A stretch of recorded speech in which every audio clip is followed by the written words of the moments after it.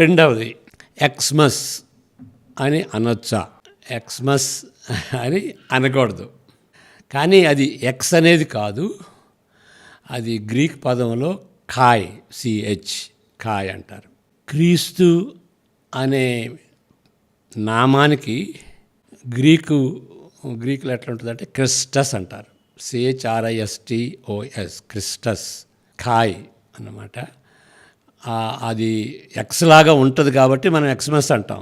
Xmas అనకూడదు, అది short ఫామ్లో క్రీస్తును సూచించేది అన్నమాట. కాబట్టి క్రిస్మస్ అనాలి, క్రిస్టమస్ కాదు, క్రిస్మస్, టీ సైలెంట్ అనమాట, క్రిస్మస్. ఎక్స్ మస్ అని ఉండినా కానీ అది మనం పలికేటప్పుడు క్రిస్మస్ అని మనం చదవాలి. ఎందువల్లంటే అది ఎక్స్ కాదు, క్రీస్తును సూచించేటువంటి ఖాయ్, క్రీస్తు నామాన్ని సూచించేటువంటి ఖాయ్ అని అర్థం చేసుకోవాలి. మాస్ అంటే ఏంటి? రోమన్ క్యాథలిక్స్ మాస్ అబ్జర్వ్ చేస్తారు. 25th క్రిస్మస్ దినం అయితే 24th నైటు క్రీస్తు పేరట మాస్ అబ్జర్వ్ చేస్తారన్నమాట. అందువలన Christmas, mass of Christ, Yesu ప్రభువునికి గౌరవార్థంగా సెలబ్రేట్ చేసుకునేటువంటి మాస్ అంటే సర్వీస్ అన్నమాట. ఒక వచనం చదవండి దయచేసి. యెషయా 49.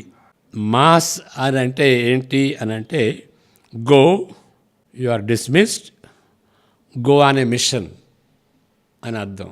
అంటే చివరికి అదంతా అయిపోయిన తర్వాత go you are dismissed, go అనే మిషన్. యెషయా 49లో మనం ఏం చూస్తున్నాం? సీయోను సువార్త ప్రకటించుతున్నదానా, ఉన్నత పర్వతము ఎక్కుము, యెరూషలేము సువార్త ప్రకటించుతున్నదానా, బలముగా ప్రకటించుము, భయపడక ప్రకటించుము, ఇదిగో మీ దేవుడు అని యోధా పట్టణములకు ప్రకటించుము. ఇంగ్లీష్లో ఏముంటుందంటే, go tell it on the mountain that Jesus Christ is born అనేటువంటి ఆ యొక్క పదం అన్నమాట. Go tell it on the mountain, అది మినిస్ట్రీ. మాస్ అంటే అది అన్నమాట. Go tell it on the mountain, సువార్తను అందరికీ ప్రకటించండి అనేటువంటి విషయం అన్నమాట.